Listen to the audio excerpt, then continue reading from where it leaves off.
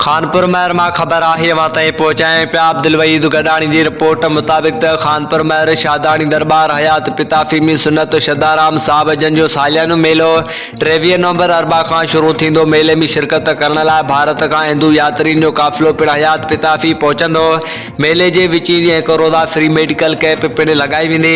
ख़बर मूजिब हर साल वांगुरु हिन साल भी शादानी नगरी हयात पिताफी में शो उतारी सुन्नत साईं शदराम साहब जन जे 314 सालाना जन्म माता सुजन जो 3 ॾींहं वारो मेलो 23 नवंबर अरबा का शादानी सुन्नत नोमजात साईं यदशरलाल जन जे चतरिया में शुरू थींदो। मेले में हिंदू यात्री ने धार्मिक ग्रंथ साहिबान जा अखपाट साहब रखिया वेंदा। मेले के विची ॾींहुं वशूताराम ते मुख़्तलिफ़ बीमारियों के एक रोज़ा फ्री मेडिकल कैंप पिण लगाई वेंदी। मेले में शिरकत करण लाइ भारत का शादानी हिंदू यात्रियों जो जथो पिण हयात पिताफी पहुचंदो। मेले जो भोग साहब जुमी ॾींहुं पवंदो। मेले दौरान गजल जुणियुनि रस्म ऐं गजल वाज पिण थींदा।